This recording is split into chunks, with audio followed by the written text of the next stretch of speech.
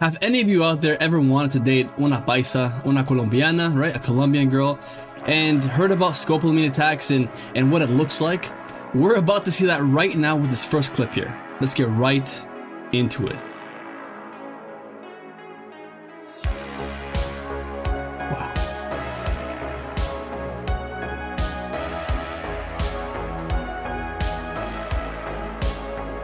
You know, it shocks me how simple it is, right? Just 2 little drops and you're knocked out. You turn into a literal zombie, right? This drug makes you into a zombie. You're like conscious but not conscious, right? They can still, like, you're pretty much like putty, right, in their hands. You could do whatever they want you to do, but at the same time not recall or recollect whatever happened, right? It's a scary, scary drug. It's also known as devil's breath, guys.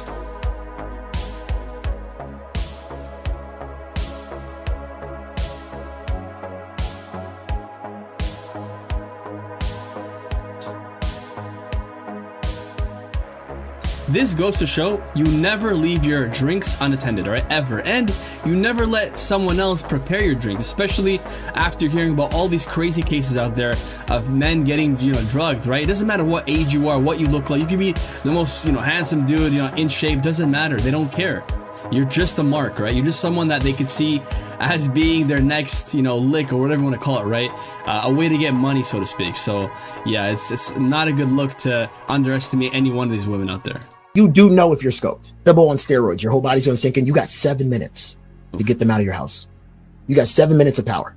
7 minutes to do whatever you want. You're good. 7 minutes. If you feel off a little bit, you feel very droopy and everything, get them out by all means. If you got to throw them out, throw them out. Lock the door and just knock out. I saw a story of this. There was a video actually of this older guy, right? He was an older white American guy. And I think he was in Medellin as well too, and he was walking in the daytime. This woman that he met, I think he said he met her naturally in like the supermarket, whatever it was, right? It was outdoors, so he thought it was, a natural interaction, not at night, not in, parquilleras, whatever you want to call it, the area with all the escorts and that kind of thing. So he thought it was gonna be chill, right? A normal person, but she actually scoped him while they were out, like on the escalator, and then he felt it and he ran away before it was too late.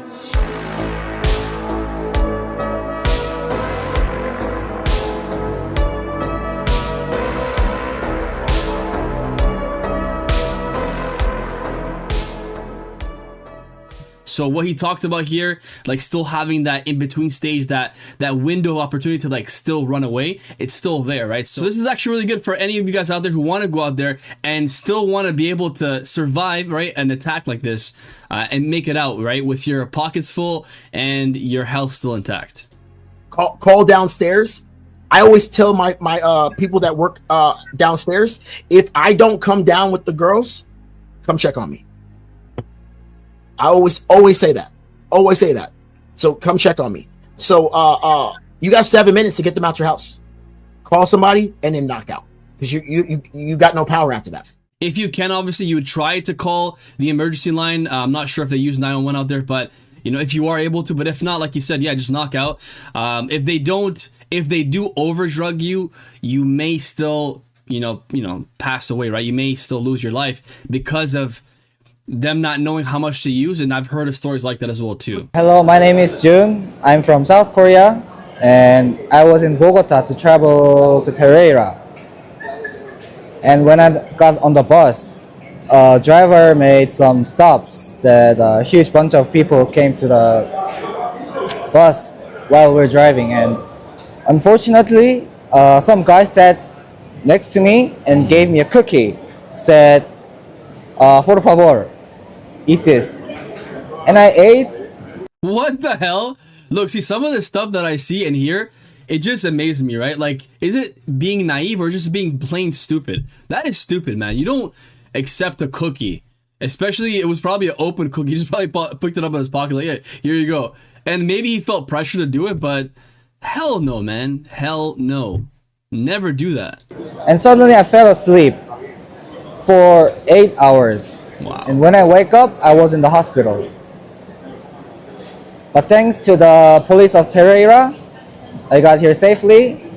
And this disaster didn't happen in Pereira. It sounds like he's reading off a script. They're trying to clean up their image out there. It just sounds like it's like forced. I don't know. That's the vibe I'm getting here. It was happened before, after in Bogota, but before in Pereira. So you don't have to worry to come to Pereira. Like, I'm safe with this policeman. It sounds like they have like a gun to his head. They're like, you better say this, about Pereira. Like, come on, man. I had plans to go there myself too, right? So I had a friend from Guayaquil, which is also a very dangerous place, one of the bigger cities in Ecuador. But her and I actually ended up meeting all the way in Malaysia, okay? She was like my Spanish teacher, right? So we were planning to meet up in Colombia. I was like, but at that time, they had a lot of craziness happening, and I decided not to go. So, and these are some of the cases that I hear, which are kind of scary. Thank you. This video is for all the people that are going to Colombia and for the ones who have a potential to get drugged or people who have been drugged by the women in Colombia. This video is for you. I just want to start off by saying that I am a pharmacist, so I do have a right to speak on this subject. Now, the drug that these women are using to drug and kill Americans, sadly, and pretty much tourists that are coming to visit, is called scopolamine, okay? We have it approved in America, but under smaller doses. Now, the primary method in which scopolamine works is it acts as an anticholinergic in the body. Pretty much when you take it, this is the reason why people have memory loss, dizziness, and all those nasty feelings related to amnesia. And because of the mega doses that they're giving these American tourists, that's the reason why you become zombies, and then pretty much you're susceptible to giving them any kind of information they want. So in the medical field, in order to find an antidote for something, you pretty much have to do the opposite of the mechanism of which it's working in the body. Now, we do have drugs like phytostigmine and ribostigmine, but those are prescriptions and they're a little hard to get in America. Now, this is what I discovered. There is a drug over the counter that you could buy and take to your trips abroad, where whenever you're going to like Colombia or Brazil or wherever you think this might happen to you. It's called Huperzine A. Now, some of you have heard this before because they use it in patients with like dementia or people who want to study, and it makes them a little smarter while they're studying. The way in which huperzine works is by enhancing cholinergic signaling, aka pretty much the opposite of what scopolamine does. And even some research indicates that huperzine is effective at reversing scopolamine-induced amnesia, which is exactly the problem in Colombia that these women are getting away with. I'm pretty sure this is effective if you were to treat it right away, but if you happen to get a higher dose or you don't really catch on to it quick enough, then this may not be useful. A lot of the passport bros that are getting scopolamine, they're starting to notice like, oh, it has an onset, meaning they're feeling a little off, like something is off with their body. So that's the initial sensation coming on. The drug is kicking in. When this happens, my personal opinion is take like 2 or 3 of these, open up these huperzine capsules and just down them with some water. If you feel that coming on, this can save your life and can save you from losing a lot of money in Colombia. A lot of guys who have been scopolamine, it's not just in person. Yes, that does happen a lot too, but it's because a lot of guys use dating apps, and a lot of these women that are on these dating apps are working with these little gangs or networks who will target guys who are unsuspecting, who do not know about this, and yeah, they'll come over really quickly, which is also a telltale sign that they're gonna probably drug you. Most women don't do that, whether you're in the West or even in a place like South America, right? If they want to come right away, it's not because you're Rico Suave here, okay? It's because they've done this with countless of guys, right? And it's not because you're good looking, you may, feel like you're in shape or whatever. It doesn't matter. It happens to older guys, younger guys, fat guys, skinny guys, in shape guys. It does not matter, right? It happens to everyone. So with that said, you might as well try to meet people through, friends or networking, that way, because through dating apps, it's kind of a shot in the dark. You might meet someone who's really kind and nice and genuine, or someone who wants to take you for all you're worth and possibly end your life. Scopolamine is this type of drug that it makes you sleepy. It puts you to sleep for hours, days, and if the person who gives it to you, right, like overdose it a little bit, you're dead. Like you're dead completely. If you have some type of heart condition or some type of condition, Even if they don't overdose and they give you an overdose, you get killed. Or, let's say, even if you have like anxiety, some type of mental problem, and they just give you a little bit, you end up going crazy because it fucks you up, your nervous system, body. That happens with many drugs out there, right? If you're susceptible to, you know, mental illness, it could be anything like you just said right now, then that might cause you to break down mentally as well too. So yeah, he's right. It's scary, man. It's pretty scary. Who give you a scopolamine is the working girls. And if they give you a little bit more, you're dead. So don't put yourself at risk just to get pussy. Like, it ain't fucking worth it. So do not go out with this type of woman.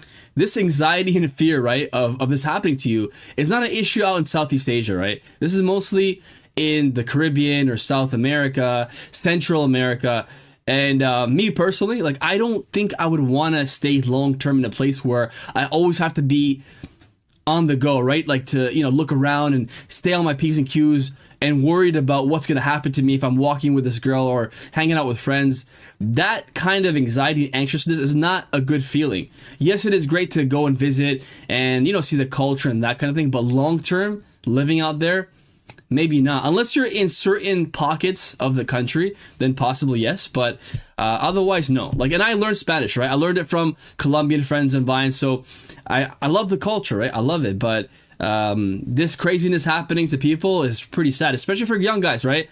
Guys like us who want to go out there and date or whatever it may be, and then end up getting, you know, like having your life taken or possibly losing everything, you know, all of your money, all of your crypto, whatever it may be. So it's quite scary, guys. It is scary. Usually the guys that are mostly getting scopolamine are Europeaners. I mean, it's Americans too, but... Did this guy... Did he just say Europeaners? What does that even mean, bro? What the hell? Wow. It's Europeaners because their dating for them is super safe. You know, they go to... Should we take advice from someone who says Europeaners? Europeans. Come on, man. Parts of Europe or whatever. They don't ever have to think about how they're moving. So they come here naive. They take women at face value. Oh, a girl wants to just come over and cook for you that you don't even know. Oh, she put scopolamine in your food. Obvio. You know, or she put it in your drink or whatever. Yeah. It's like, you have to move very differently. And for Europeans, you know, it's just not something they ever have. There you go. Okay, let's talk about what happens the day as you wake up from scope. This is where it gets good, so make sure you follow these tips. But as you know, I live in Colombia. Look at my house, guys. I'm in the airport. I'm chilling. Okay, when you wake up, you're gonna be kind of alive.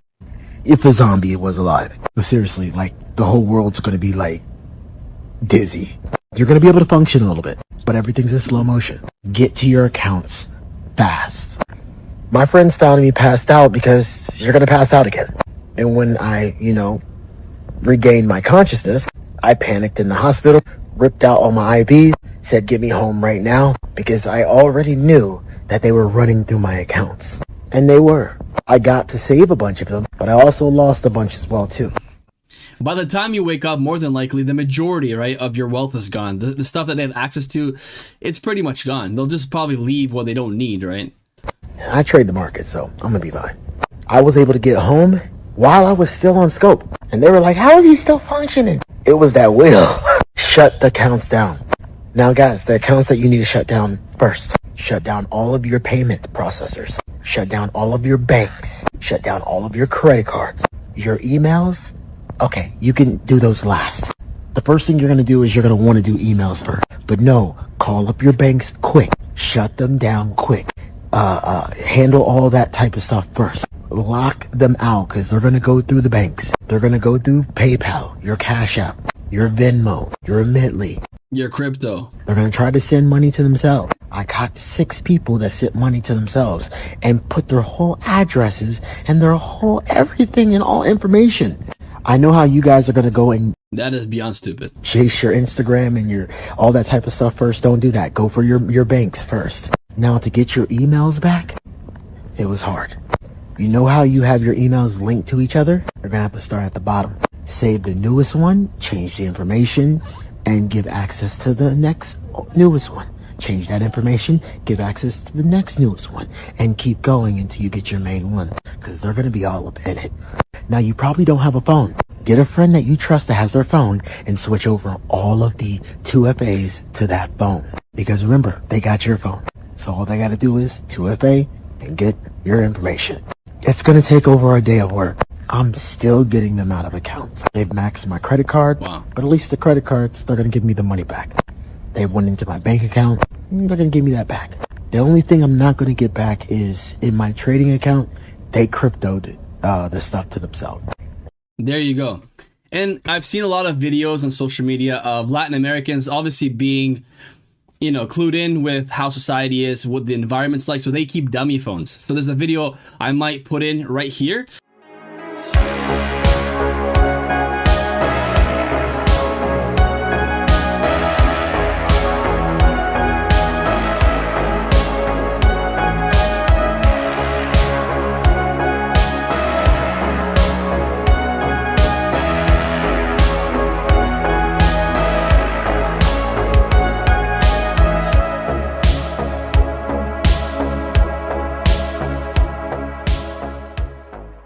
Where you guys could see a woman knowingly, right, seeing some guy coming in to rob her, or, you know, the whole bus or whatever, and then she happens to just, you know, hide her real phone and, you know, give her dummy phone, right? Anyways, guys, that's it for this video. Tell me what you think. Have you experienced this before? Have you had thoughts of going to Colombia, to going to South America, Central America? Yeah, and subscribe, like, and comment. Become a member, a channel member, and also hype my videos up so that they get further reach, all right? I'll catch the next one, guys. Bye for now.